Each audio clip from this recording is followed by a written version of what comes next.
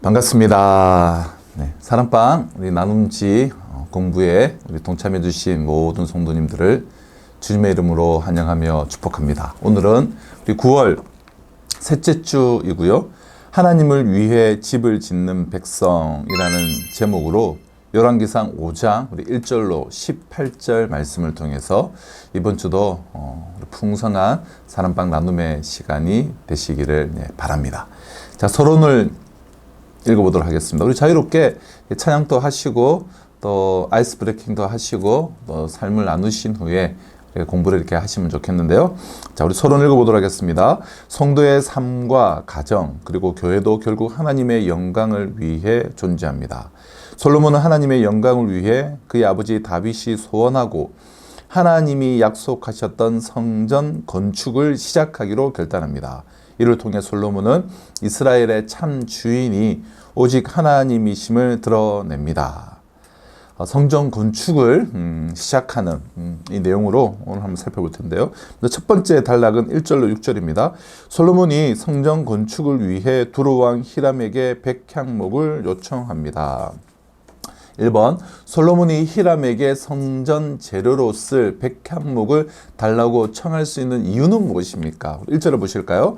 솔로몬이 기름 부음을 받고 그의 아버지를 이어 왕이 되었다 함을 두로왕 히람이 듣고 그의 신하들을 솔로몬에게 보냈으니 이는 히람이 평생의 다윗을 사랑하였습니다. 히람 왕이 평생의 다윗을 사랑했기 때문에 이 성전 재료로 쓸 백향목을 달라고 요청할 수 있었다는 거예요. 그러니까 두로왕 이제 히람인데요. 이 두로는 오늘로 말하면 레바논 지역입니다. 레바논. 그래서 예루살렘과 한 200km 정도 떨어져 있는 레바논 지역인데요. 그래서 두로는 이스라엘 북부 접경 지역의 도시 국가로 지중해를 끼고 있는 무역 도시였습니다.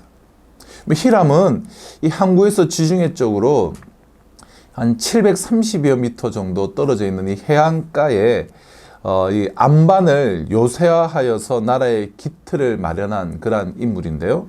그러니까 다윗 시대에도 우리가 사무엘하 5장을 보면 왕궁 건설을 돕기 위해서 많은 자재들과 또 숙련된 기술자들을 보냈던 바가 있습니다. 그러니까 다윗 왕 때부터 우호 관계가 있었어요. 이러한 우호 관계는 이제 솔로몬 때까지 이어져서 이방인이면서도 이 성전 건축에 누구보다도 큰 기여를 하게 됩니다. 이처럼 좋은 여러분 관계는 선한 일을 이루는 통로가 되죠. 이러한 아버지 때부터 이어온 이 좋은 우호적인 관계가 참 결국은 이 선한 일을 이 솔로몬이 성전을 건축하는 이 일에도 참 쓰임을 받는 그런 통로가 된다는 거예요. 좋은 관계는 선한 일을 이루는 통로가 된다는 것입니다. 이 때문에 사도 바울은 할 수 있거든 너희로서는 모든 사람과 더불어 뭐라고 했죠? 화목하라 라고 교훈했습니다. 결국은 이제 마음이지 않겠습니까? 결국은 마음.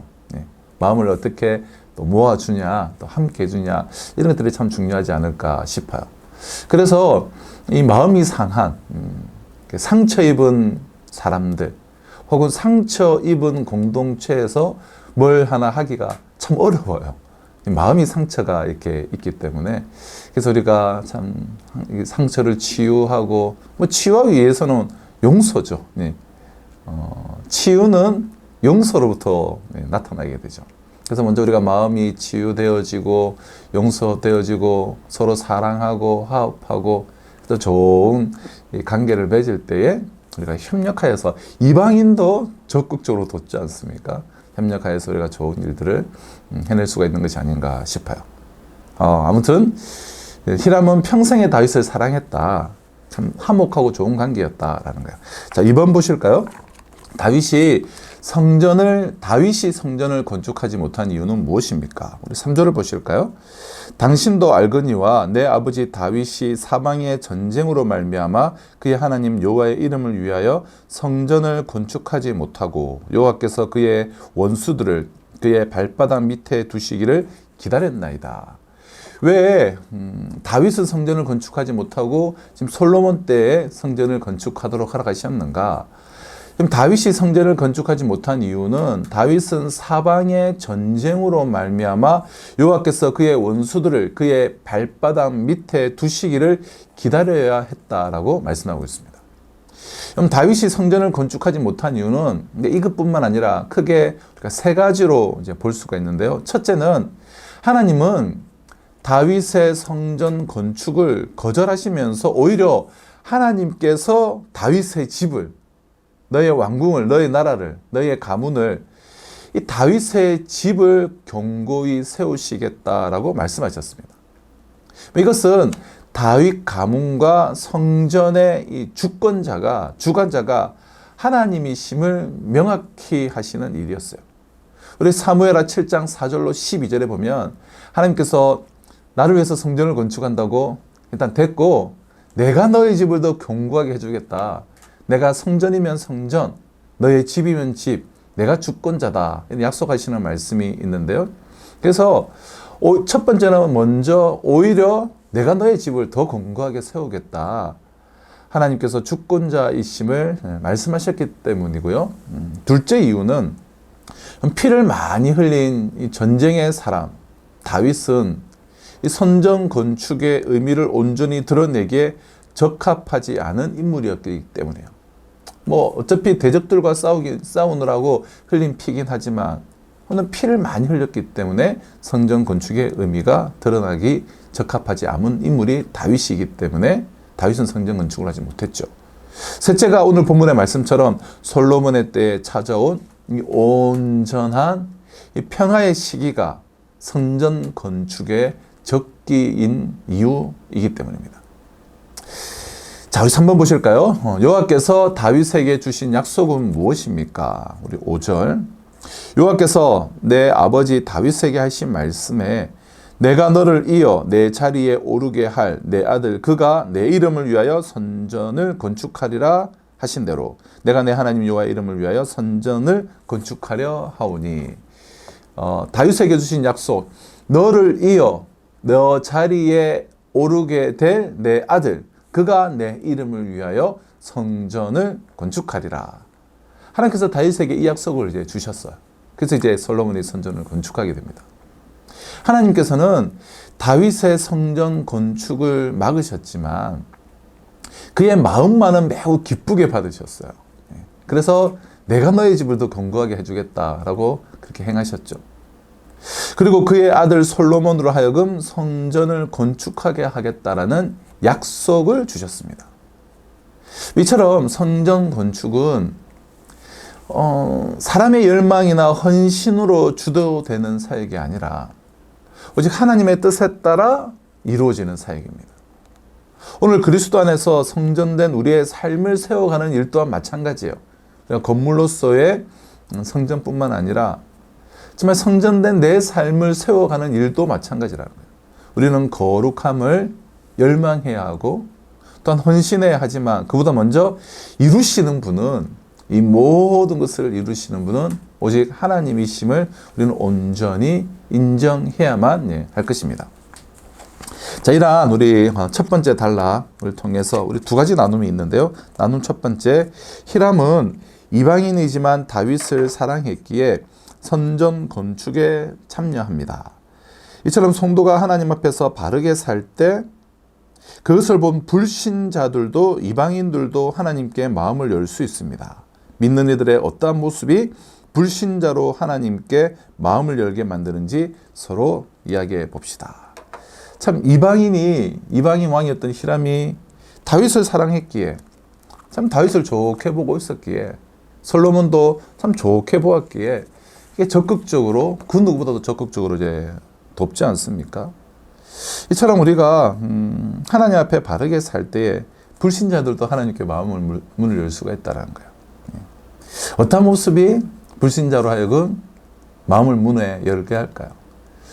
교회적으로 봤을 때는 1차적으로 평화로운 교회, 은혜가 충만한 교회, 화평, 평안, 다투고 분열하고 싸우는 교회를 누가 좋다고 돕겠습니까?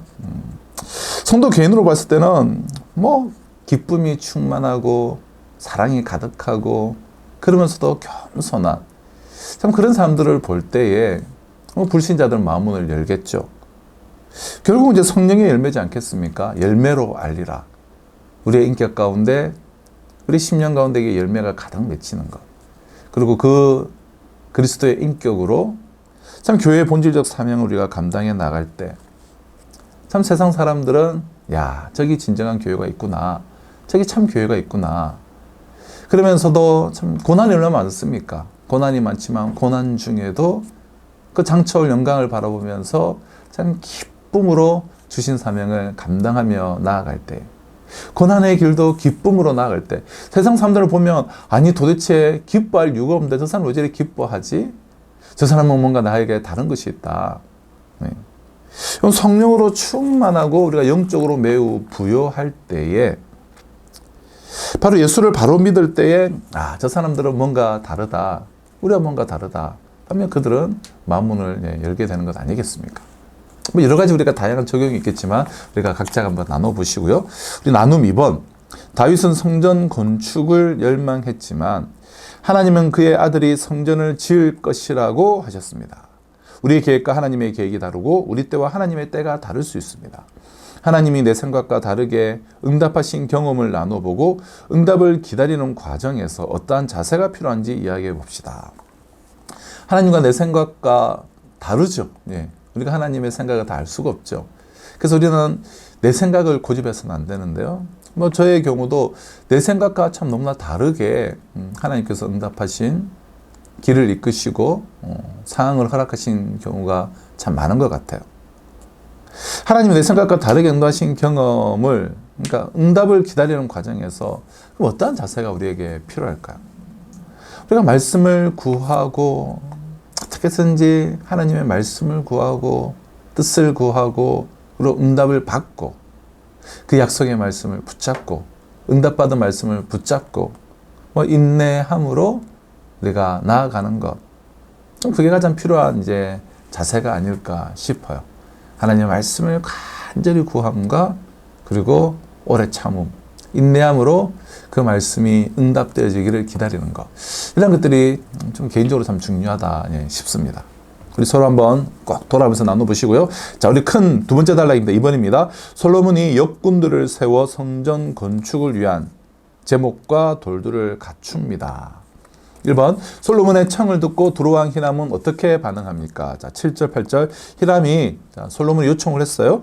히람이 솔로몬의 말을 듣고 크게 기뻐하여 이르되 오늘 여호와를 찬양할지로다. 그가 다윗에게 지혜로운 아들을 주사 그 많은 백성을 다스리게 하셨도다 하고, 이에 솔로몬에게 사람을 보내어 이르되 당신이 사람을 보내어 하신 말씀을 내가 들었거니와 내 백향목 제목과 잣나무 제목에 대하여는 당신이 바라시는 대로 할지다. 솔로몬의 청을 듣고 이 두로왕 히람은 크게 기뻐하면서 여호와 하나님을 찬양하고 솔로몬이 원하는 제목을 주기로 사신에게 약속을 하게 됩니다. 히람이 솔로몬의 제안을 크게 기뻐한 것은 단지 오랫동안 이어져 온 우호 관계 때문만은 아니에요. 물론 그 우호 관계가 있기 때문에 어떻게든지 되게 해주려고 도와주려고 적극적으로 함께 한 것은 사실이지만 단지 그것 때문만은 아닙니다. 두로 지역은 좁은 해안 지대인 까닭에 작물 재배가 어려웠어요. 그러니까 식량을 좋은 백향목 이런 것들은 많았지만 식량은 수입에 의존을 해야만 했습니다. 따라서 솔로몬과의 거래는 두로에게도 매우 유익한 일이었어요. 그저 손해보고 돕는 것이 아니라 두로에게도 매우 유익한 일이었습니다. 무엇보다 거대한 성전 공사를 실행할 만큼 강성해진 이스라엘의 국력은 이방인 히람조차 저 나라는 정말 여호와 하나님께서 다스리시는 나라고 이끄시는 나라다라고 여호와를 인정하게 할 만큼 큰 영향력을 이 이스라엘은 발휘하고 있었습니다. 오늘은 미국을 바라볼 때에 가지는 그런 느낌이라고 할 수 있죠. 하나님이 주시는 구약시대 이스라엘의 번영은 신약시대의 성도가 누리는 영적 부요함을 상징을 하는 것입니다. 그럼 성도가 성령으로 충만하고 영적으로 부유할 때 그의 주변은 자연스럽게 그 은혜의 영향을 받게 돼요. 참 그리스도 안에서 누리는 그 영적인 풍요로움과 부유함과 넉넉함, 그것은 주변 사람들에게 영향력을 끼치고 주변 사람들은 오히려 적극적으로 이제 반응을 하게 되는 것입니다. 저희 2번 볼까요? 제목에 대한 대가로 솔로몬이 히람에게 보낸 것은 무엇입니까? 자, 11절. 솔로몬이 히람에게 그의 궁정의 음식물로 밀 2만 고루와 맑은 기름 20고루를 주고 해마다 그와 같이 주었더라. 자, 보십시오. 해마다 궁정 음식물인 밀 2만 고루와 맑은 기름 20고루를 주었어요.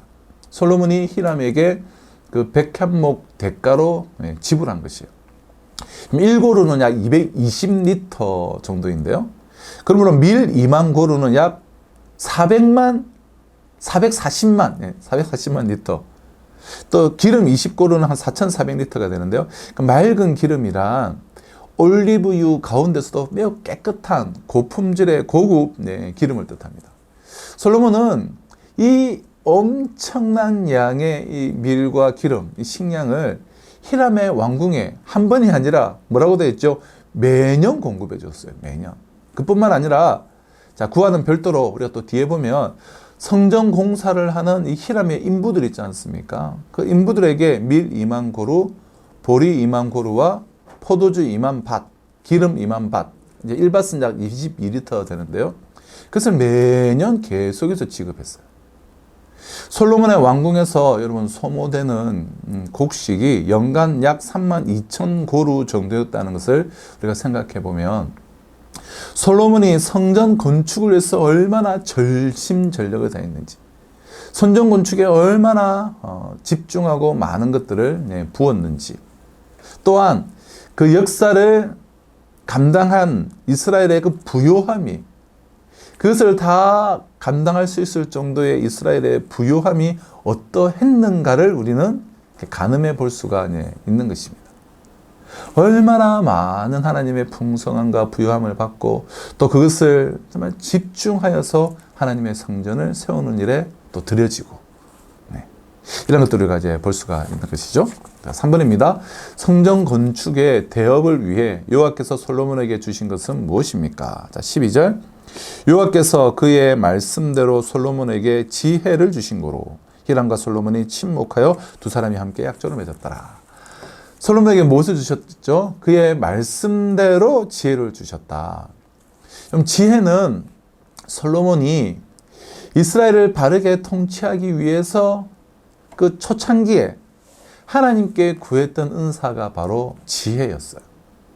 솔로몬은 장수, 오래 삶, 부, 귀, 혹은 대적들을 물리치는 복수 같은 개인적 소원이 아니라 이스라엘 공동체를 위한 소원을 하나님 앞에 내어놓았고, 그 소원에는 하나님의 지혜가 없이는 왕의 직무를 제대로 수행할 수 없다는 겸손한 고백이 좀 그 안에 담겨져 있었습니다.